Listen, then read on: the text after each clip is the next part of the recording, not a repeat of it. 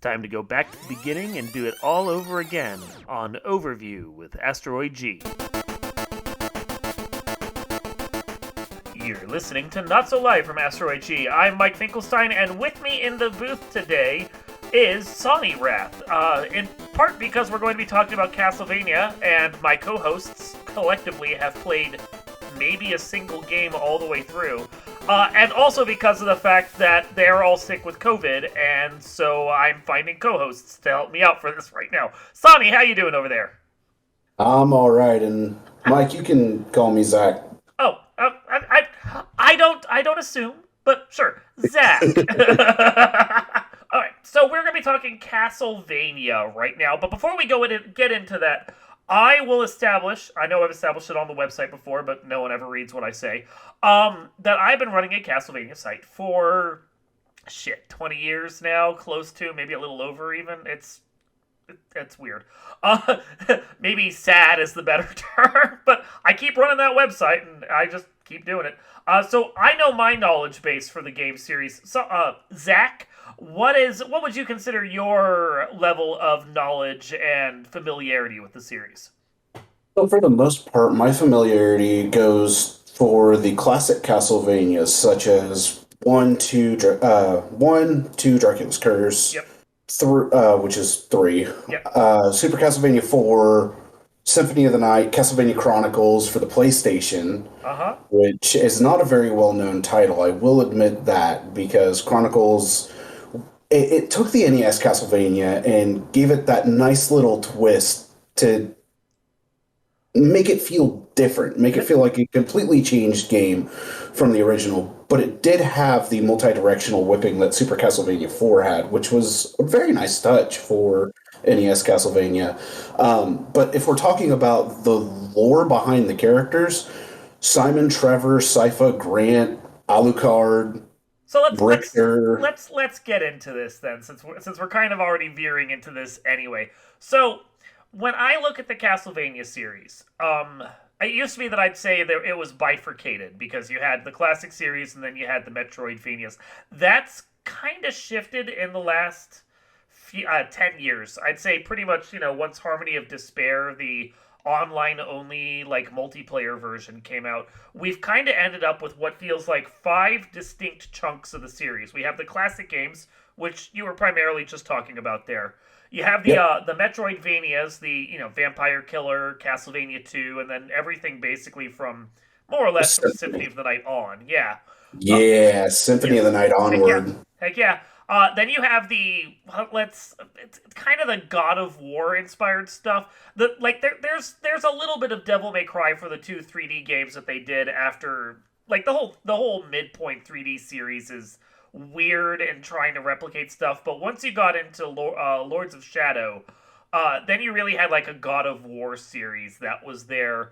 You have the mobile games, of which I consider Harmony of Despair to be part of that, but plus the 2 recent entries. I would agree with Harmony of Despair being part of the mobiles, just because of how it played. Yep, and then, because Konami can't help being Konami, gambling machines. Oh, good lord. Don't get me started on the gambling machines. Yeah, I mean, and of all the things that are out there right now, the only one I haven't played is the damn gambling machines, because, well, I mean, they're hard to find in the United States, and most of them are just in, pachinko parlors in Japan. And also, God, why? Just why? So I will admit, I actually have gotten to play one of the gambling machines, and it was very different. They're fun. Oh, yeah. Don't get me wrong. If it's your thing. At the same time, if you have that whole I'm going to play until I win with it, then you might be sitting there for a while. Yeah. I mean, because they don't really have an ending. They have a lot of cutscenes built into them, but the whole goal is just to keep you pumping the pachinko slots. The pachinko balls into the machine and just continue playing. But those cutscenes, I'm glad you brought the cutscenes up, because the cutscenes on those machines are fantastic. Now, did you actually play a pachinko one, or did you play one of the patchy slots? I actually played one of the pachinko ones. Okay, so there's only one of those. I did not play the patchy slots, and I played the one that has the cutscenes. Okay. Yeah, there's only one of the pachinko ones out there. The CR Akumajo Dracula, which, I mean, on my website, I always just translate that to Castlevania because I don't want to have to fucking write that over and over again. But, Yeah. yeah, I no. mean, with it known as Akumajo Dracula, Akumajo Densetsu, Yeah, so on and so forth in Japan, yeah. and us having it translated over here as Castlevania, For every I title. Oh, mean, yeah, it's easier. everybody's going to know it more as Castlevania Yeah. than Akumajo Dracula or Akumajo Densetsu. Well, there was a period there for 3 or 4 games where even Japan was translating it for their games as Castlevania just to make everything easier. In part because Demon Castle Dracula is a very generic name, but Castlevania is something you can trademark. I absolutely agree. And correct me if I'm wrong on this one, but wasn't that during, I want to say, the DS games that they I think it actually was. ended up having them as Castlevania? I'd have to go back and look again. It's on my website. I think it was actually the Game Boy Advance games, specifically. See, that was the thing. I couldn't remember if it was the Game Boy Advance or the DS. I knew it was one of the Pretty two sure, handhelds pretty that sure it were was the Game mid Boy Advance generation. because I think it was around the time of from Circle of the Moon through to Aria that they Yes, were. you are right. You are Yeah, right. It was Circle to Aria. so it would have been Game Boy Advance for that, and then they switched back to the actual Majo Dracula for the DS games. So DS titles. let's back up a sec and let's go back to the beginning because I mean we've talked about the gambling machines as much as we're ever going to because yay. Um, Yeah. so when you look at the Castlevania series, depending upon when you were born, what the true distillation of Castlevania generally means for a lot of us is those hard as nails platformers. Castlevania 1, 2, 2 to an extent, even though that's the beginnings really of the Metroidvania for a lot of people. But 1, 2, 3, Castlevania 4, Super Castlevania 4, Hmm. Bloodlines, Rondo of Blood, and then at that point, like the only real true next game in the series that we got for like the um well, I guess, and then there's the Game Boy ones. And I was going to say the Castlevania Legends, but you can't forget Adventure and what's quote unquote Adventure 2, Castlevania 2, Belmont's Revenge. That is Yes. the classic series. Of those, I'm really bad at most of them. I mean, I love them. I fight my way through them. You and I played Castlevania 3 up to a point where you fought farther than I did, and I was just like, yeah, I'm good with this right now.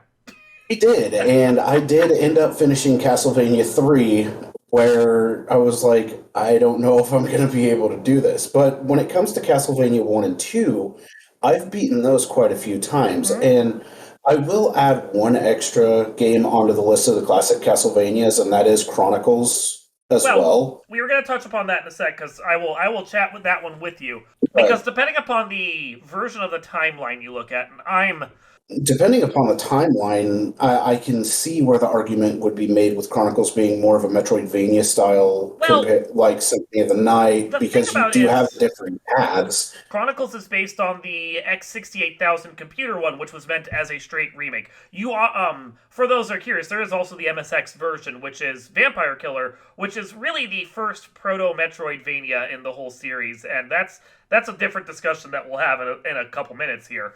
But Yeah, yeah, that's its whole thing. But Chronicles is more of a direct remake than the other one that they consider in Japan to be a straight remake, which is Super Castlevania 4. Of the yes. two, I consider Castlevania 4 to be a sequel to Castlevania and Castlevania 2. And the reason why isn't just because the layout of the game is drastically different, which it is, but also because the gravestone that you see at the end of Castlevania 2 breaks open at the end of Castlevania or at the start of Castlevania 4. And I will absolutely agree with that. And not to mention, you have bosses that came in with both Castlevania 1 and Castlevania 2, as well as some new bosses Mm-hmm. in Castlevania 4, Yeah, making their appearances all throughout the stages of Castlevania 4, as well as some mini bosses that were, unique. quote, normal enemies Yeah, in some of the games, end quote, yeah. and turned into mini bosses that really worked well with the flow Mm-hmm. of Castlevania. Yeah, I mean, and if you wanted to look at it from the perspective of Konami didn't want to introduce a bunch of new heroes, and they just want to iterate on the stories that they already had, I get considering Castlevania 4 like a remake, quote unquote, because it's just Simon fighting Dracula and yada yada yada.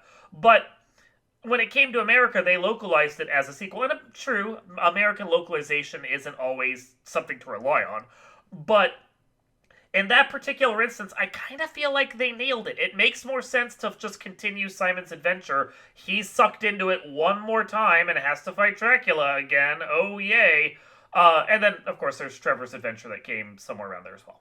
Yep. Yep. I was about to bring up Trevor as well, where they Uh-huh. could have also used him for Castlevania 4, Oh, yeah. but I I like more that they decided to go with Simon instead of Trevor. Yeah, they could have done any of the three Belmonts that we had there. Simon, Trevor, or the Game Boy guy, Christopher, who I don't feel like gets nearly as much love as he deserves. No, Christopher doesn't get anywhere near as much exposition as he should. He wasn't even And featured in Portrait of Ruin as one of the top five guys for that summon that you could do. no, he wasn't. Yep. But Rude. I mean, after Richter came around, Richter was all over the place Oh yeah. too. Well, so that we can get into that right now if you want, because that's really like one of the next ones that we can talk about. Like following the timeline, there's Trevor, then there's Christopher, then there's Simon. Even though Simon came first, like as far as releases the game's concerned, but you're Mhm. not wrong. Simon gets all the love because he's the progenitor of the series. Basically, he's the first guy to ever show up on our timeline. Oh And yeah. then Richter gets love in large part because he was in Rondo of Blood, the game that only just recently came to, like recently in the last 10 years, came to the United States, but was exclusive to Japan for the longest fucking time. Um, Oh yeah. and that was the first Castlevania game that the eventual series producer Koji IGA Igarashi worked on. He was a artist and like associate producer on that game after doing dating sims for Konami. And so, like, when he did that and then wanted to continue the series because he got the right to do so within Konami, uh, that was the game he wanted to make a sequel to. And so Richter just kind of stuck around and then now just won't go away. Yeah, and Not that I I hate him, mean, I'm just saying. I I was about to say I won't say that I dislike Richter No. because I think Richter's character is very good, Mhm. but there was also another character introduced alongside Richter back in the TurboGrafx times, Maria. and I was about to say I think you know exactly where Oh, I'm yeah. going with this. Oh, yeah. Maria's the more interesting character because it's not that she's the first non-Belmont we ever saw. We did see, I mean, we saw Sypha and Grant, Sypha, Grant, and Alucard. Alucard. Yep, the ever famous Alucard, who also refuses to go away. I know, But I like him too. He's Alucard shouldn't go away. yeah. Let's be real. Well, yeah, but we had them. We had Eric, who joined up with John Morris in Bloodlines, and that's just its own weird game we can go touch And on in a second. and that was Eric Lacard, if I Yep, remember correctly. Eric Lacard, who gained the Alucard Spear, and then that was mistranslated as the Lacard Spear or the Alcard Spear, depending upon what Mm. translation you got, because American localizations just didn't care. Yep, on Yeah, the TurboGrafx, I know that was the Lacard spear. yeah. Sega Genesis was that one that they came out on, but when the spear showed up again in the Sega Saturn, they did retranslate it as the Alucard Spear, as it was supposed to be. Oh yeah, it was the Genesis. I'm sorry, Uh huh. because No, you're Bloodlines fine. was Genesis. You're fine. That's why I'm But here. I'm the font of all but stupid knowledge of this series. So I will admit, Bloodlines does have a rockin' soundtrack. it does for a Sega Genesis game. Like, I'm not a huge fan of the Sega Genesis sound chip. It sounds tinny and a little plinky to me, and I know that's just based on the hardware, and there are actually people who really like it. The songs themselves, though, are great, and that includes, Hmm. like, the first rendition ever of Sinking Old Sanctuary, which I absolutely love. That's my Oh, favorite track. Sinking Old Sanctuary is so good. Good. So good. And I believe Reincarnated Soul was on it. Yes, that was as well. Iron Blue Intention. There's a lot of good tracks that started in that series, or got really good, or started in that game, or got really good iterations in that game that kind of became the default for those tracks for a while. Oh yeah. Yeah. But I mean, like the funny thing about Bloodlines is, in some respects, it's a really good evolution of the Super Nintendo game. Harder, It yes. But It really was mhm, because it added a whole lot of new mechanics yeah, and new moves that you could do into the games. uh-huh. And in turn, Nintendo ended up seeing this, and that's where Dracula X came around, if I remember correctly.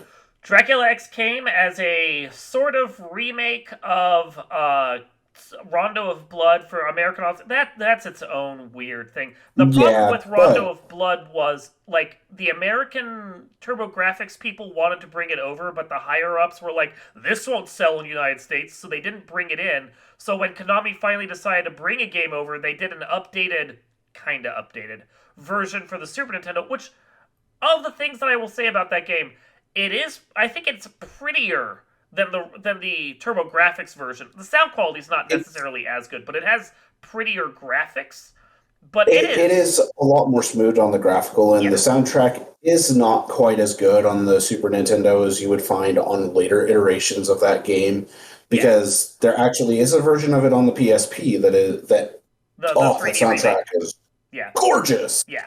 Well, and that's the problem with having to run it through the SNES sound chip instead of being able to use CD audio as the PC Engine version did. Um, But the big issue I have with Dracula X, even more so than like Bloodlines or Dracula 3 or Dracula 3, Castlevania 3 or Yes, any of I those, agree. yeah, is the fact that it's just obnoxiously hard. It is. It really is. It's Yeah. not one for the faint of heart. If No. you are playing it, you are in for the long haul. Yeah, you have to practice. And with there being so many paths on top of that, Hmm. it just makes the game even more difficult. Oh my god, that like the TurboGrafx version has multiple paths, but it's I wouldn't say it's kind, but it at least gives you a character, Maria, who's broken enough that the challenge doesn't feel that bad. But Yeah, the SNES version doesn't give you Maria. She doesn't show like she shows up, but it's as a cameo, and then she goes away. And like the game to get the best ending demands you do some really dumb shit. You don't even get to use your sub weapons for half the game. You gotta lug a key around that you don't get to do anything with. Also, you can unlock Maria and then Annette to get the best ending, and it's a punishing game. it is. And you're relying on your whip. You can't even item crash in Yeah, it, which yeah, that was a new mechanic brought into yeah. the game at that point in time. Once you But have that key, you're stuck not item crashing, and it sucks. yep, and item crashing with it doing so much damage Yep. compared to your whip or just your sub weapon by itself. It's Yep. like, well, here we go. Yeah, that's I think the primary reason why most speedrunners don't even bother doing a 100% run of that game because they're just like, F this, this is too much. Oh, I would agree with them on Yeah. that one. Yeah. So, but of the classic games of the series, my personal favorites are definitely Super Castlevania 4, in no small part because it's one of the kinder ones. It's like if you're trying to speedrun it, it's a hard game, but if you can be a casual about it, it's fairly forgiving. And then Uh, I like the second Game Boy one, Belmont's Revenge, because that one has a kick-ass soundtrack. yes, it Yeah. does. Oh my god, that soundtrack. So that, ooh, picking my favorites of the classics, that's a tough one because Super Castlevania 4 is definitely up there as not only is the game forgiving on a casual standpoint, Yeah, but the soundtrack in and of itself is amazing. amazing. The iteration of Bloody Tears on it, the Mm-hmm. iteration of Beginning on it, Mm-hmm. and the theme of Simon Oh Belmont. yeah. Well, What and I was just gonna say the other thing about it is that yeah, it came out early enough in the Super Nintendo that it's kind of a quote unquote tech demo, but it's a tech demo done by the team that would eventually go on and like create Treasure. They knew what the fuck they were doing with hardware. Oh, they did. Yeah. And I mean, just to give more exposition on that tech demo, that was one of the first games to actually utilize Mode 7. Yeah. I mean, the way that game opens, where you're walking through like an area that looks just like Castlevania 3, but prettier, and then you come into the first real zone of the game, and like the music starts up, and like this gate comes crashing up out of nowhere, and suddenly you have two like parts of the dimension to play on and everything, which wouldn't Yeah, really come into play again for most games until like the Virtual Boy.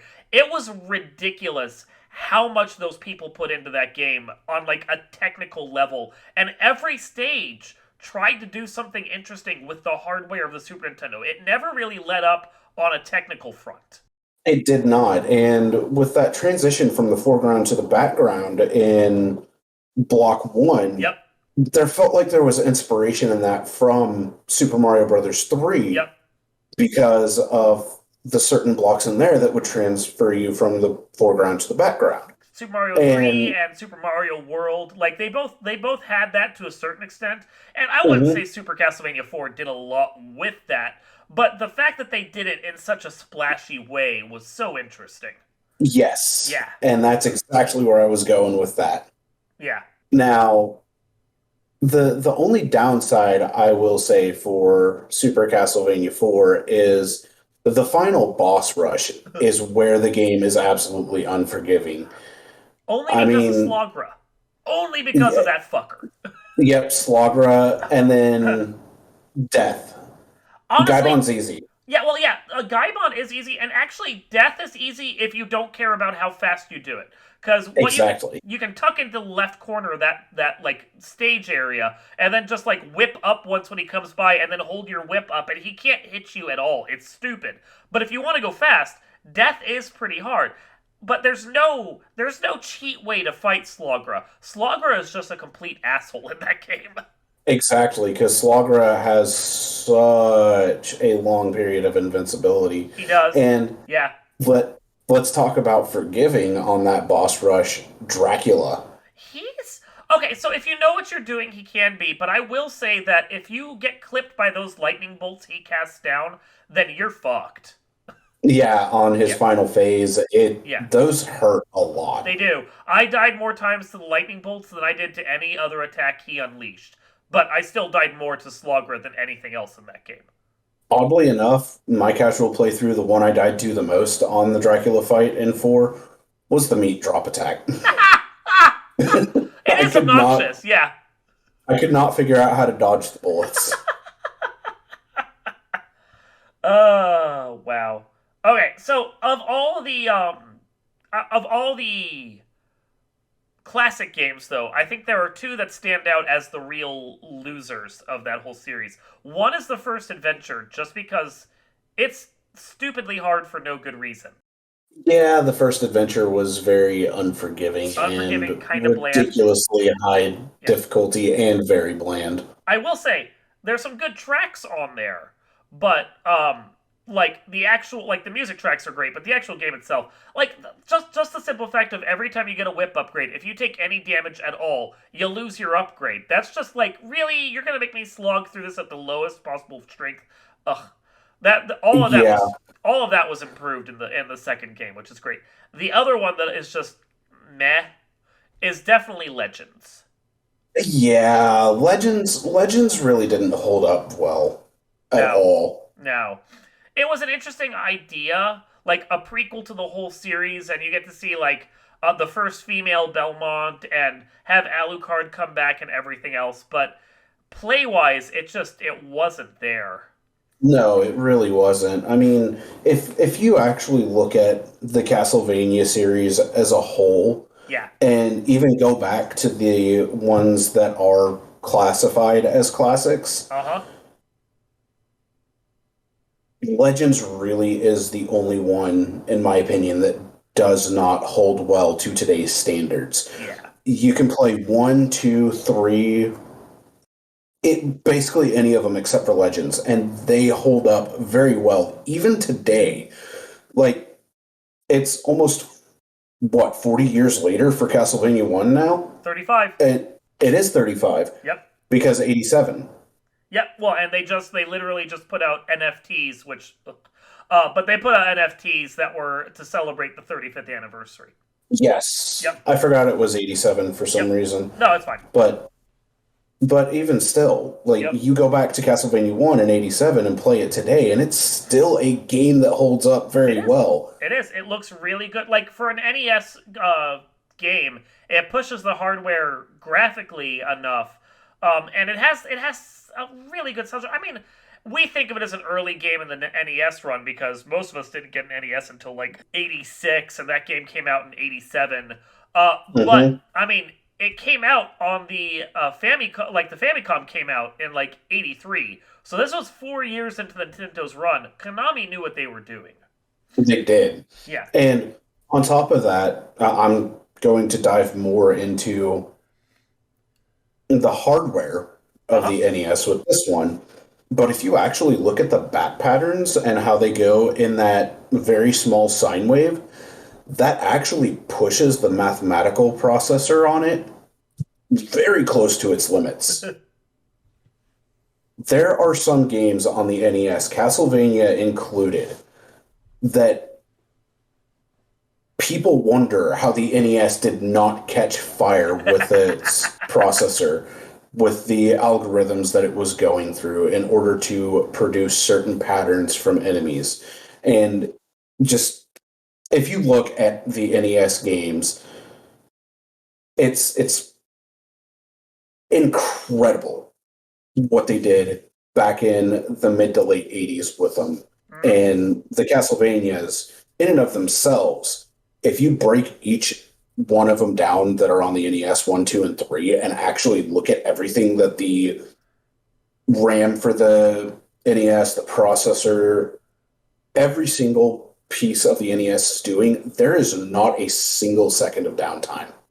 It is a technical masterpiece. So, speaking of masterpieces, since you gave me a good segue there, I'm just going to take it. The series had a slow transition away from the classic style titles because like the big game that came out and the one that everyone points to as the transition point for the series is Symphony of the Night, which is I was a brilliant I, game. It's I was about to ask if we're going into yeah, certain oh we are. territory. We are. Now, the thing is, that game is structurally different from the Metroidvanias to follow. It's very much a pilot episode, if you will, for the genre that the games would eventually come to. Some of the stuff carried over, other ideas that were in that game never really were followed through on again. But, like, structurally speaking, it's the start of the Metroidvania era. But it's also interesting because you could tell uh, you could tell at the time Konami was like, well, this game didn't sell well, which it didn't outside of Japan for like months and months. So No, they didn't put their energy immediately into making a proper sequel to that game, and instead went back to trying to figure out how to continue pushing the classic formula forward. So they had Legends and then Castlevania 64 and the Castlevania 64 director's cut of Legacy of Darkness, none of which really worked that well. they didn't. No. And the Castlevania 64s were, and I feel bad saying this, but at the same time, I don't, in my opinion, absolutely atrocious. They did not handle well at all. I played through them. I enjoyed what they got right more than anything else, but there's a lot that they got wrong, to be sure of And that. Like the weird shot mechanic that kind of bites you in the ass if you use it too much. The platforming that is so finicky that if you don't grab a cliff at just the right angle, you don't grab it at all and you fall to your death. Like yeah, and yeah, like ultimately, the cons heavily outweighed the pros that Castlevania 64 brought with it. Now, where where it was a graphical masterpiece for the 64 at the time, yeah. there were so many other games on that console that handled better, but with it being an entry in the Castlevania series and having the legacy leading up to Castlevania 64, Yeah. that was just a massive letdown. Oh, it was. It was. Like, you had to really want to like that game to get into that game. And you could, and it wasn't the worst thing I've ever played. I have played far worse 3D games there, but I have played far better Castlevania games, and that's the big issue with it. Yes. Yeah. If it didn't have the Castlevania title Yeah. and it were just a standalone game, I don't think it would be that bad. But I don't think. considering it's got the name and the legacy behind it, Yeah. that in and of itself is where it just sank. Yeah, I don't think it would have the legacy it does, and people would still be talking about it now if it didn't have the Castlevania name. It would have just been a generic 3D platformer that people would have paid attention to 5 minutes for 5 minutes, and then they're like, "Oh, yeah, that's fun," and then moved Yep. on. Like they discuss it the same way they discuss like the Bram Stoker's Dracula game for the SNES. It's a Oh thing that yes. exists. Yeah. And I mean, and this is the same for every series. You're going to have its high points and you're going to have its low points. And honestly, Castlevania 64 was the lowest point of the Castlevania series because even Castlevania 2, which a lot of people really didn't like because they couldn't figure out how to get all four of the pieces in order to be able to bring Dracula back and then defeat him, they still enjoyed the difficulty from Castlevania 2 as well as everything else that Castlevania 2 brought to the table, your purchasable upgrades and things like that. But 64, I mean, even though you had that whole nice adventuring aspect, you were able to purchase things, it just didn't feel right while you were playing it. It did not have the same feeling that you would normally get from a Castlevania title. And it certainly doesn't hold up well at this point. No, it does not. It is worth a play. I will go ahead and say that. If you want to actually play it, or you feel like you want to take a look at it, it's definitely worth a play, but only one. Yeah. So, but with those games out of the way, what we can really now talk about is the true next phase of the series, which is Symphony of the Night and how it leads into the Metroidvanias to come. And it inspired so many other Metroidvanias on top of that. The Metroid, like you can't go like 3 days without seeing an announcement for another Metroidvania, most of which directly take inspiration from Symphony of the Night in one way or another. Like, oh, very much so. Yeah, it redefined the genre. It's the reason why most people refer to it as Metroidvania at this point, and not just Metroid-like games. Because, Metroid has its own thing. And there's definitely a lot of games that copy off of Metroid itself, like Axiom Verge, for example. But there are so many games that take the blending of what Castlevania did as inspiration that it's not really Metroid's genre anymore. It really, when Symphony of the Night came out, it really, really changed the scene of Castlevania and really just sparked a whole new genre and a whole new level of popularity. Eventually. The level of popularity being with the Castlevania series itself, it reignited that flame over the years. It did take a while before that happened. Yeah, it was a bestseller in Japan, but it came out in that era when all of America really wanted 3D games, and it was a classic looking 2D platform. Now, probably one of the best looking games in the series, bar none. That was a labor of love from IGA there, like hands down. The prettiest it really game. Was. Yeah. And I mean, you take a look at the game and you're like, okay, it's your standard old 2D platforming, and then you actually start playing it and you're like, oh, so much, this has Metroid aspects to it, and then you keep playing and you're like, oh, this has the combination of the standard Castlevania aspects with the Metroid aspects, hereby making it the Metroidvania genre, and then you keep playing it and you're like, okay, this game is awesome. Yeah. It eventually gained the clout it needed in the United States, eventually becoming a big seller enough to get like a platinum hits release and everything else. But that took time, time that Konami was not expecting. And the thing is, we talk about it like it's the best game in the series, and it is right up there. But there are only 2 games in the franchise that actually managed to sell a million units or more, and Symphony of the Night is not one of them. No, Symphony of the Night did not manage to hit that million mark. Nope. I think it stopped at 800,000, maybe 900. Even with re-releases, yeah. Yeah, like, the original Castlevania is one of them, in part because it kept getting re-releases that they counted as part of the number. And the other one that made it was, for some stupid reason, the original Lords of Shadow game. So the original Lords of Shadow game, that is one I've played, and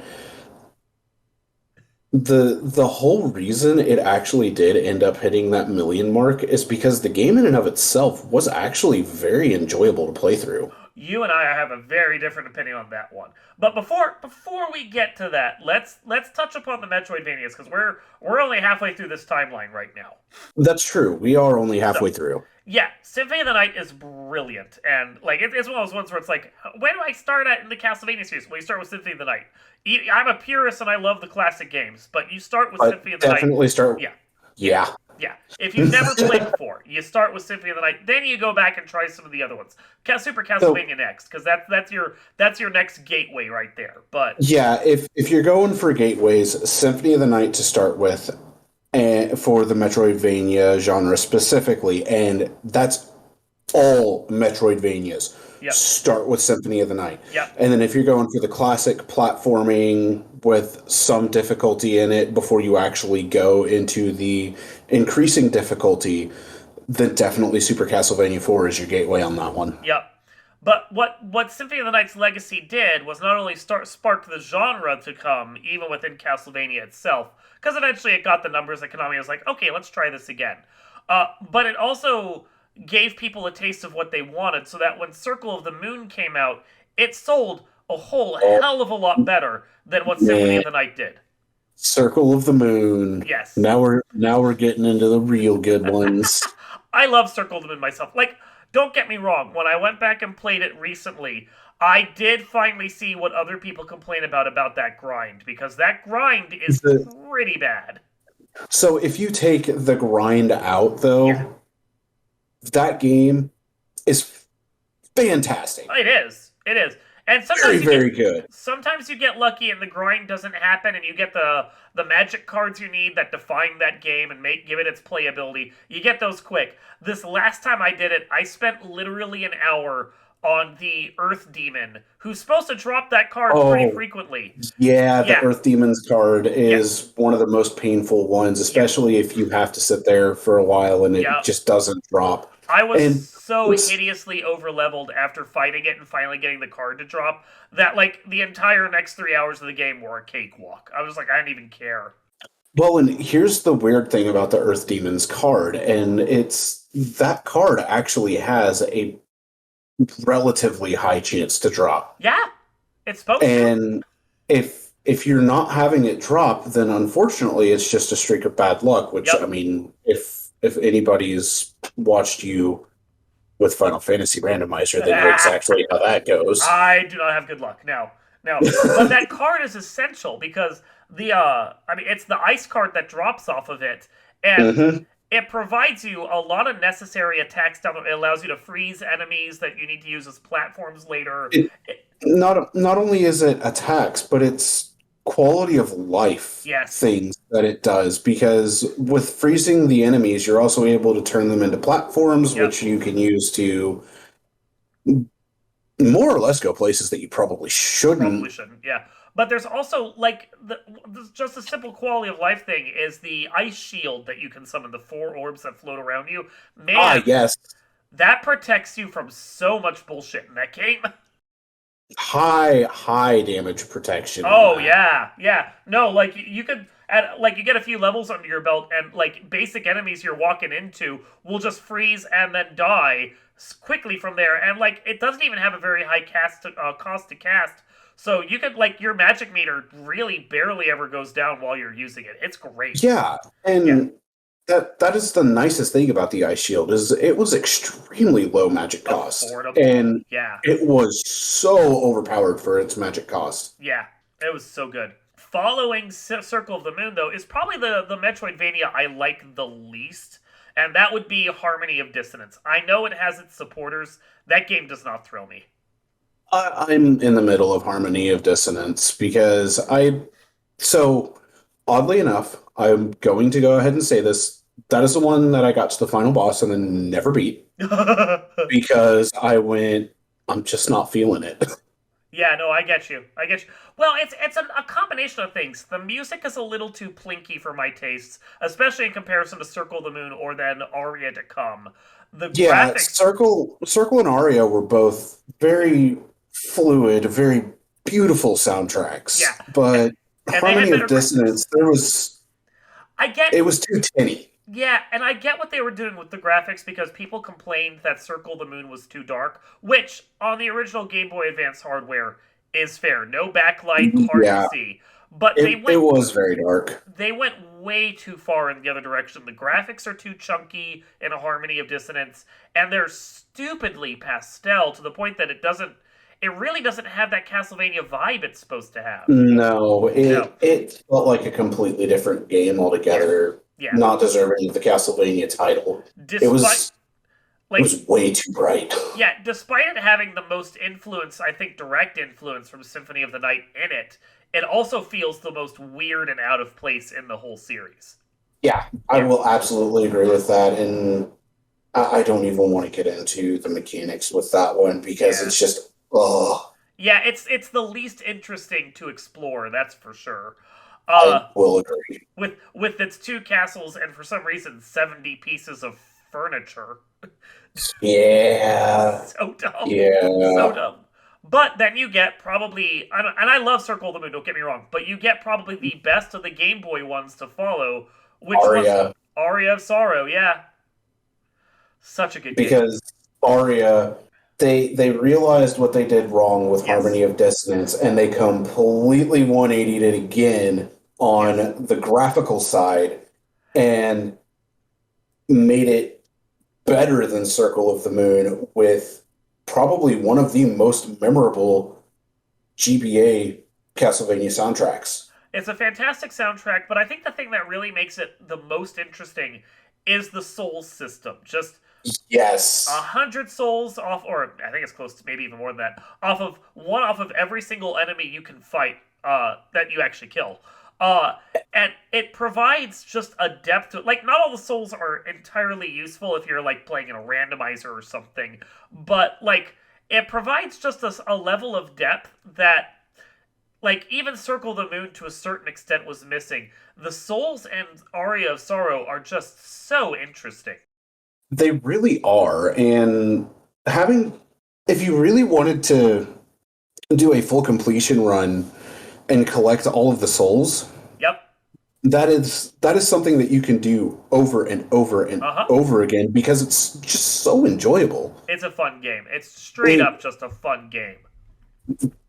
just that whole development team on Aria, they encapsulated Yeah. the essence of Castlevania after Symphony of the Night Yeah. and escalated it to a whole new level with a whole new level of enjoyment added on top of that. Yeah, It's such a good game. it's the best parts of Symphony of the Night with the lessons learned from the magic system of Circle of the Moon worked in, and it works so well. It really does. Yeah, it's so good. Uh, it's actually, honestly, I think it's better in most respects than its direct sequel, Dawn of Sorrow. Dawn of Sorrow tries, but Dawn of Sorrow is basically, oh, Aria didn't sell as well as it should have, but we want to mea culpa and try again. So they made basically the same game over again, and it really does feel like the same game over again. Yeah, Dawn of Sorrow just felt like playing Aria of Sorrow over again. With slightly prettier And graphics. yeah, Yeah, but if I remember correctly, Dawn of Sorrow was the first one on the DS. it was the first, and it's interesting because where the Game Boy Advance games basically each reinvented the wheel each time, making their own engine to play the games. All the DS games use the same engine, so even though Dawn of Sorrow didn't sell that well, it kept the production costs for the next two games lower, so that even though none of them sold super well, Konami still made a tiny profit off all three of them. They did, Yep. and that was just a genius move on Konami's Oh part. yeah. Just having that engine be the same through all three of the DS Uh huh. makes, as there really was no reason to change that engine. It No. worked so well. Yeah. And I like each of the DS games for what they do. I think Dawn is a very pretty version of Aria, even if it's not that like fresh. Portrait with its two character mechanic is fun. I don't know that I necessarily enjoy that one as much, but it's definitely got one of the more expansive worlds just because of all the portraits to explore. Uh, Portrait's world system was very, very nice and something that I enjoyed them doing, but outside of that, there really wasn't anything else I remember from Portrait. It's a very familiar game, and that was actually my problem with Order of Ecclesia as well. Is that instead of souls, you get glyphs, but most of the enemies drop glyphs, just like most of the enemies dropped souls. And then you have an expansive world that feels a lot like Portrait in most respects. That, like, as pretty as that game was, and it is fun to play in the randomizer, the game itself didn't feel fresh. But its movement was Oh yeah, very nice. I mean Its movement was fantastic. it's a good evolution of the DS games. And when you have all three of them in the randomizer and you can pick and choose and play through any of them, I have a greater appreciation for all three of them than I did when they first came out. Yeah, I will absolutely agree with having a greater appreciation with the randomizers. Yeah. Randomizers honestly breathe so much life into every game, not just Final Fantasy, which is where we both come from as far as randomizers are concerned. I was about to Yeah, say something something FFR. yeah, exactly. But like the number of Castlevania Metroidvanias that have had a randomizer and they just add so much to the game. It's great. I mean, just with one of the more recent ones that is very much in the Metroidvania genre. I mean, Time Spinner. Yeah, Time Spinner. And it has a randomizer, and that's a lot of fun. And then, of course, it's in the Archipelago system, which it combines all kinds of games together, including Final Fantasy Randomizer, and that's a lot of fun too. Hmm. And then, But I mean, we can touch upon it again in a little bit, but then there's of course the other Metroidvania to come out in quote unquote the series, but it's not part of the series, but it is part of the series, which is Bloodstained. And yup, Ritual of the Night has a fantastic randomizer. Like the game itself is a very familiar Aria of Sorrow style game, just with 3D, 2D, the 2.5D graphics. But you put the which I'm probably going to be in a bit of a minority in saying this, yeah. but I feel like that Bloodstained Ritual of the Night should have actually fallen under the Castlevania titles as that it has a lot more of a Castlevania feel to I it. mean, it is basically Castlevania. It's just Castlevania without the brand because Konami at the time didn't want to make any. So, Yeah. like, I mean, they were dumb to do it because IGA made so much money making it and has a huge following for it, and that game is doing really well. Oh But yeah, it is. it's even better with the randomizer they built for it because that randomizer is just so much fun to play in and just do stupid crap, like a randomizer does. Oh yeah.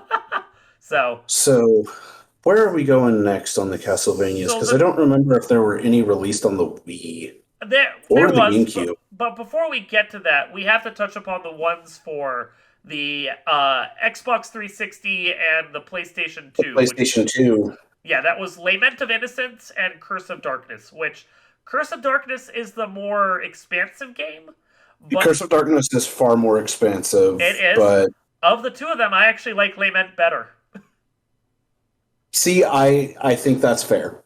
It I think that's very fair. it's less Metroidvania and there's less to do, but I actually think that less to do makes it a more focused game for what it is, which is basically just a 2D style like arena based dungeon crawler. Like it does Castlevania better than the Nintendo 64 ones did. Still not as good as Yes, the Metroidvania games, but but more fun. it still holds up Yeah. well enough with the series name to actually be one that you could consider to be part of the main series of Castlevania, Yeah. unlike with how Castlevania 64 was. Yeah. And with Lament being the dungeon crawler style, that was the introduction of dungeon crawler to the Castlevania series, and I felt like they did that extremely well. I felt like Konami and the team did a very good introduction on the dungeon crawler genre to Castlevania itself. They took It good inspiration from Devil May Cry, which is what it was compared to at the time, and did it well. mhm. Um, Much better, I think, than Curse of Darkness, which I don't know. Ugh. That game bores me. Yeah, Curse of Darkness is just eh. Yeah, it is. It that's really is. that's the best way to put it. Is it's I just like eh. the devil system is interesting. It's again another iteration on that whole idea of let's do souls and do crafting and everything, but it doesn't feel right. It never comes together the way I want it to. No, it Yeah, really doesn't. I mean, like you. if you're going to introduce a system like that, you really need to have it play into the game Yeah. a little more heavily than what it did. Yeah. And they just made it a minor part of the game instead of a more Yeah. major part of the game. And And with it being a minor part of the game, it's just what even is the point? yeah. So, but then there was, now that we're outside of the Metroidvanias and those two titles, which feel adjacent at the very minimum, we do have a couple of oddballs to talk about. One is Harmony of Despair, which is kind of the start of the mobile games. It's Oh yeah, quick 30-minute plays through very, I mean, to its credit, very expansive and very lovingly detailed castles. Um, but they are there's not a very lot. well detailed. They were the graphics of those games were real pretty. The play style was fine. It felt finicky at times. Yeah, There were times that the play just didn't flow yeah. with what you needed to do in the game, and it got kind of clunky. But outside of that, like that game as a whole, it was very beautiful. It was. It's an interesting experiment for sure, and if it had remained the one time the series had done that, I'd appreciate it a lot. But Unfortunately, it wasn't. it wasn't. Then we got Grimoire of Souls, which is still somehow lumbering along on Apple Play right now, which was that Yeah, game but with more 3D styled graphics. And China is getting Moonlight Rhapsody, which is yet another version that will probably eventually come over here. But, uh, like, we don't need 3 iterations on this concept. We're good, guys. Seriously. yeah, I'm in agreement on that. Yeah, Like the first iteration on the concept was enough. just enough. Just enough. And then in between, before we really saw the series reboot itself, we also had Castlevania Judgment, which honestly, the less said about that weird fighting game, the better. Yeah, I was about to say exactly that. Yeah, it's just a goofy game. From the weird art style that makes everyone look like they're in this some weird bondage anime to the bad controls that are half waggle, half like button combos, and a story that makes no, it's bad. It's Good concept, bad execution. exactly. Like it needed like another year in the hopper to actually feel right, and it was clearly just a cash grab from Konami going, you know what? Castlevania Mm, sell or the Nintendo Wii selling really well. What can we shove out there right now? honestly, I would have given it more like 2 years. Uh, I can see that. If a follow up had happened that had refined it a lot more, it would probably rate higher on my like estimation. But as the only time the series has done this and then never again, it's too big an It, oddball. yeah, it's too far out to Yeah, really be considered part of the Castlevania series. yeah. I mean, even though it does bear the name, Well, yeah, it's another one of those where if like Konami had called it like Konami YY Fighting and had just had a bunch of really weird versions of Castlevania guys in amongst like Contra and Gradius and other stuff, and they all did fighting arena with Galamoth being the end boss like he is in the main game. Uh, I think that would have been fine. It would have been dumb, but it would have been fine. But making it specifically a Castlevania game makes it so weird.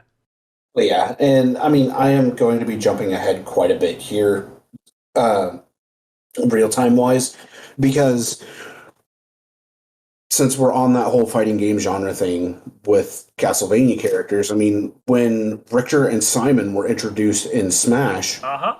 and then actually had what they could do shown off Yeah. in the Nintendo Direct, that was actually done right. Yeah, yeah. See, it's fine for them. I'm not shitting on the idea of a fighting game with Castlevania characters. It's just that Judgment is a bad game. Exactly. Yeah, Like yeah. that's the whole thing I was getting at Uh huh. is Judgment didn't do it right, No, but there's an let idea fast there. forward fast forward 3 4 not 3 4 years, however many Ten-ish. years later, I can't remember. I think Judgment came out in 2010, so we're looking at 10, 11 years since. No, because Simon and Richter were in the main character roster for Super Smash Bros. Ultimate, Yeah. and that came out back in 2017, Well, 2018. they were in the roster, but I don't. Were they added in that, or did they come in as DLC after the fact? They were added into the base roster. Okay, so we're looking at more like 8 years then.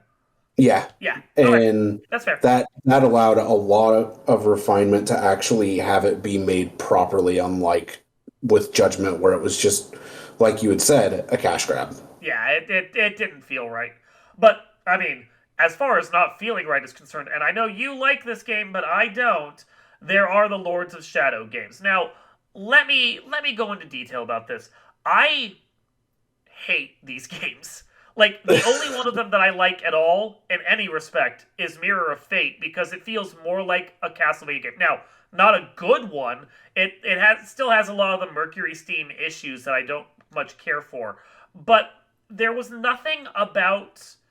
And bear in mind, I don't play the God of War games, so I wasn't ready for this particular genre when it started. And I tried to play my way through both the first and the second of the mainline games of this.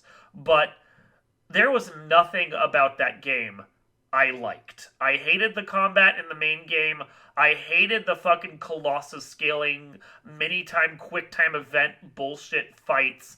I hated the level design because I always got lost wherever I was supposed to be. There, like, and even if I divorced myself from the continuity and let the story go, I hated how plotting and downbeat it all was. There was nothing I liked about these games.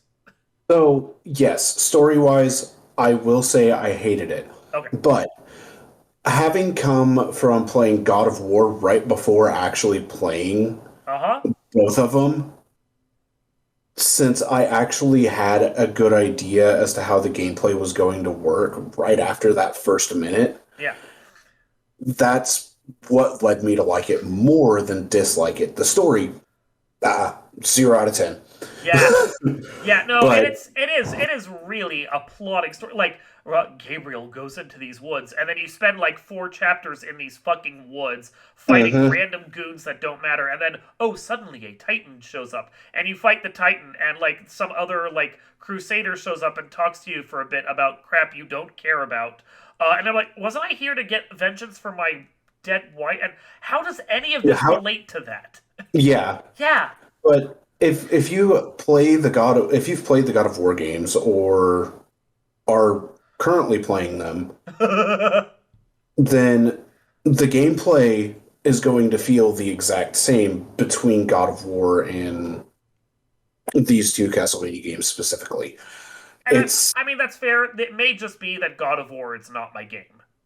I don't think God of War is your game, but then again, you and I have spent how many years playing games together? Yeah, I mean, you know what my taste is, and you know what my skill level is when it comes to certain types of games. There are Oh yeah. games I Joe's on, and there are games I'm just like, this is just not for me. Oh yeah. But outside of that, they're not They're really worth forgettable. the play. Yeah, they're forgettable. Like, well, especially since so the first one is the only other million seller, and I think it actually managed to. I think it may have outsold the original Castlevania by about 200,000. Like Yeah. 1.7 versus 1.5 for the original Castlevania and its iterations, you know. Um Yeah. yeah, it's a ludicrous amount, but I think a lot of that is spawned by it fed into a genre that was popular, God of War. Uh Yep. and it was a reboot, so for those of that were interested and inclined could jump on without having to worry about all the story, which I don't know. I like the story of Castlevania. I don't want to see it ditched. That was a downbeat for me. Uh, Yeah. yeah. Now, losing the story of Castlevania definitely gave it a big hit for me, but as I said, the only reason I really like the game or those two games is just because of the gameplay itself. If you ignore the story in both of them, they're really not bad games, but at the same time, you have to have a certain skill level in order to really be able to play them. And Comfortably. Yeah. that's where a lot of people fell off. Well, yeah, and you could see like a lot of people picked it up and it sold really well the first game. But then the buy-in to actually follow the story was bad because it wasn't just that you could pick up Lords of Shadow 2 and no, you had to pick Mhm. up both expansions for the first game to get the conclusion of the story. Then you had to pick up Mirror of Fate and play through that as well, just to understand what happened in the in between 500 years. So that when you picked up Lords of Shadow 2, which was like Metroidvania mashed up against God of War, then you would understand everything. Otherwise, you were going to be lost on the story, and you were Yeah, playing a God of War game, which if you didn't want to play it the first time, you weren't going to want to play it the second. exactly. Yeah, And I mean, having the two DLCs and then Mirror in between, just to be able to have that continuity in the story going into Lord of yeah, Shadow 2, it sucked. yeah. Well, and And it kind of made Lords of Shadow 2 disengaging on the story, not that I the think is story the was best all way that I have to interesting put it. anyway. Oh my god, that It story. it really wasn't, but it made it even more It disengaging. did. I actually, while the gameplay is still not really for me, I rather dug the first of the two expansions, Reverie. Uh, Reverie was so good. yeah, I liked Laura. I liked playing with her. I liked the puzzles. I thought the de-emphasis of some of the And combat, making the combat more streamlined, was good. can Like, we go back to the puzzles real yeah, quick? Because those puzzles really weren't that bad. I no, felt like those puzzles were extremely well designed by Konami. it was a very kind and very well thought out first expansion. The second one wasn't, but the No, first the one second was. one was not, but the first one, No, Reverie, was yeah, yeah. fantastically made. That was the game I wanted to see out of Castlevania. But like, if the whole point of rebooting the franchise was so you could throw out the continuity and make it easy for get people to get on, putting out two expansions and a midquill just so you can understand the next game in the series was a really bad call. Yeah, I will agree. So terrible. And you could tell because that game sold as poorly as the DS games, despite having a ballooning budget. Oh God. Yeah. Yeah, and the DS games, I mean, The DS games were where meant some to of be them were, canonical. yeah, where they were canonical and fairly good Yeah. too, with the limitations that the DS had. Yeah, yeah. The hardware wasn't that powerful. I mean, it was good enough to produce better than Super Nintendo style graphics, along with occasional 3D effects that the series used, and that was fine. Hmm.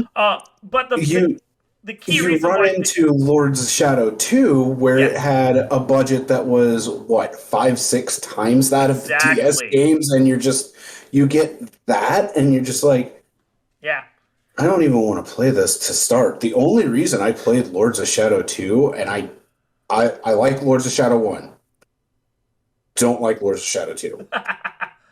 yeah. So The only reason I played it was because I forced myself to. I get that, and that I mean I played through it enough to get the vibe for it for my website so I could review it. And Yep. that's the best I could say is that I grudgingly played through it. And it's not that it doesn't have interesting ideas. I kind of liked a lot of Dracula's powers in that game. I thought the morph ball style rat puzzles where you turn into a rat and do stuff. I actually kind of liked that. It was one of the only things I liked about it, but I liked the creativity there. I just Yeah, felt like that was a creative brainchild yeah, on yeah, Konami's part, and Dracula's powers were really, really cool. But outside of that, there's not much else that was really memorable no. with Lords 2. Like, I hated the combat in that game enough. I really wish I could have played more Morph Ball stealth puzzles. And when Right. stealth is the part of the game people are actually excited to play, you've done something wrong. Hmm. Yeah. But Uh, actually, I the say main. let's jump out of that trash Well, can of a I was going to say, set the of main lesson games. I'm learning here is that I need to get you to write reviews for my website because you have a different take on some of these than I have. Well, I mean, it's I look at the games both ways. I look at where there's bad, where there's good, weigh it out, and Yep. then determine from there. Yep. So, but yeah, from there, we only have a few weird titles to discuss. The Wii did have one other game, but it was only WiiWare, and that was the Castlevania: The Adventure Rebirth, which was Yeah, very pretty, Rebirth was beautiful. very pretty. Probably one of the prettiest games, right up there with Symphony of the Night. It is also one of the hardest games, right up there with the Castlevania Adventure. Yes. Yeah, it's That brutal. game was brutal with Yeah, a capital brutal. takes no it's just rough as fuck. Like I That was the game that you sat there, you played it, you looked at it after you game overed, you Yep. kept trying again, you kept looking at it and then going, what the fuck am I doing wrong? You're not playing on emulation with save states. That's what you're doing wrong. Yeah, That's the way to exactly. get through the game. Like uh, there's no other way to put it when no. you're going through there Yeah. dying in the same spot over and over again Yeah. and you just look at it and you're like, well, how the fuck am I supposed to get through this? Yeah. It's rough. It is a take no prisoners kind of game. Um and then yeah, we from there we basically have just the like there's mobile phone iterations of some of the games. Like the original Castlevania had a bunch of mobile phone ports. Yeah, the two Sorrow games each had mobile phone ports. That's honestly they're not bad for what they are, even though they are very limited because So mobile phones. the the Sorrow games having the mobile ports, Yeah, I felt like that was a very good play because they actually tend to play slightly better and be a little bit more responsive on mobile. yeah. They're probably the two games that lend themselves the best to being on mobile phones. They're the Hmm. like Aria is the best regarded of the GBA Metroidvanias, and Dawn is the simplest, quote unquote, of the The DS least games. the least technically advanced Yeah, exactly. And if you already have the engine built for Aria, porting over Dawn isn't that big a is struggle. Yeah. no, it's very simple. So it's economical in that respect. Use the same engine, bring over Dawn, slap some of the graphics in. Not bad. They're not very expansive ports at all. They're very stripped down versions of the games. But for what they are, I mean, if you want to play Aria and Dawn on the go and you had a phone that could do it, they weren't bad. They really weren't. They weren't. And I mean, a lot of people have phones that can actually play them. So I would honestly classify both of the mobile ports as being worth it to play. Yeah, they're at least good entries in the Metroidvania genre for that people can just pick up and play. Uh, but then, of course, I was gonna say then we only have one other thing to discuss when we get back around to the gambling machines. But there is one other thing we can touch upon if we want to count it within Castlevania, and the Anniversary Collection does, and that would be the two Kid Dracula games. Yes, I Yes. was hoping that we would actually get to the Heck Kid yeah! Dracula Why games not? because they actually should have been Castlevania titles instead of actually just being Kid Dracula. But with the Anniversary Collection actually having both of the Kid Dracula games in them, I felt that that was a very nice touch from Konami.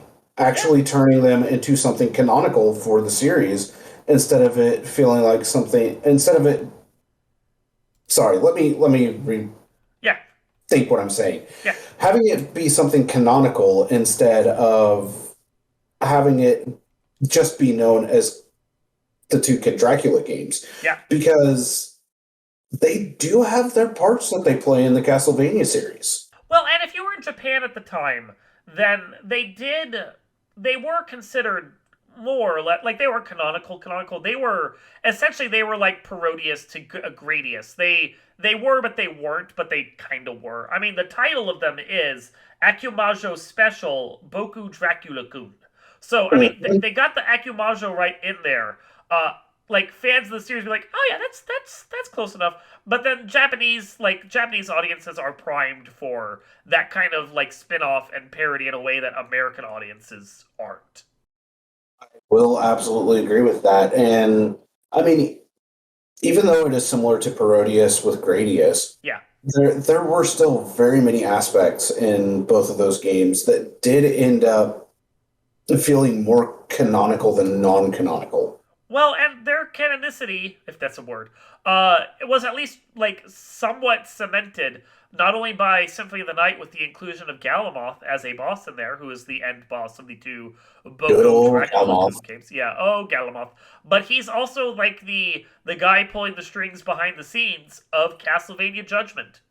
Yep. So, And having that tie of Galmoth in the series yep, was really, really nice. yep. So And if canonicity isn't a word, then we have officially made it a word. So yeah, it like the Castlevania Anniversary Collection, including at least the Famicom edition, is nice. I do hope that at some point we get a Game Boy collection. I was really kind of hoping the Advance collection would have the Game Boy games, but hopefully at some point we get a Game Boy collection for as well for the series, so we can get like Adventure and Belmont's Revenge and Legends, and then the second Boko Dracula Kun game Oh for the yeah. Game Boy all together. Hopefully with maybe a couple other bonus features. There's some oddball games out there for the series that could still be included in a collection that would do well. Uh, yeah, I don't know. It's nice having Konami at least put out all these iterations, the Requiem and Anniversary Collection and Advanced Collection, so that those of us that want to have another edition that we can play of these games now, it's really nice. I Yeah, appreciate that. it's Yeah, it's very nice to see the classics having anniversaries made. yeah, And what would be even cooler, in my opinion, is we've had so many graphical advancements yeah. within, I would even venture to say, the last 4 years. Uh huh. And having some of the actual classic titles completely remastered with the more modern graphics would be just, I don't even have words for what it would be. Well, it would be nice to see that. I know Konami has said that they are working on some Castlevania games. Hopefully, the big project they were working on wasn't just the NFTs. But they have said they are supposed to be working on some new title in the series. It would be nice to see them do something that goes back to its roots before, like, maybe doing some remasters based on the same engine. But, like, just having them at least put out the classic games in some form at least is nice. They're not the company they used to be. No, they really are not. No. Konami has been caring more about their fan base, at least quite a bit more than they used to. They have. I mean, I think they've finally realized that there is money to be made once again in the gaming market that is outside of just gambling machines and mobile phone ports. But it will remain to be seen just where the series goes from here. Oh yeah. And I am looking forward to where it goes because it's one of the original series, similar to the Mario series or the Legend of Zelda series. Uh It's huh. one of the original series that started back in the 80s and is still very prominent even today. It is. Despite the weird ways that the series went at its start, from Castlevania to Vampire Killer, which was the MSX one that took that game and made it into a weird Metroidvania, to Castlevania 2, which was another weird Metroidvania that, is enjoyable for what it is. And then Haunted Castle, which was that bad Oh, arcade game they dear put out. God. Yeah, yeah. I'm glad we didn't touch upon Haunted Castle at all. I only just remembered. I'm like, oh yeah, that was a game, wasn't it? So before finally finding its ground again with Castlevania 3, the series took some stumbles to get there, but once it got cruising, it did really well, and it's up there for a lot of people as one of the pillars of classic gaming. Like, the name doesn't have the same cultural cachet that it used to, but it would be nice to see it gain it again. Oh, I would love to see it regain its profound, well-known status. Yeah. So, okay, we've been going, honestly, I think close to an hour and 15 minutes at this point, so we probably should wrap it up. I don't think I have much more Castlevania to say right now, anyway. I don't have much more. I feel like we pretty much covered everything here because we went from the start of the series all the way to where it is right now. Yeah. Until such time as we come up with some more topics to discuss next time. Next time, fan games! Oh, good lord. That'll probably never happen. Alright, well, this has been Not So Live from Asteroid G. I'm Mike Finkelstein with Zach, aka Sonny Rap, here in the booth with me. Thank you for coming out. No problem. Thanks for having me. It's been a blast, dude. It's been a good time. We will see all of you good listeners out there next time.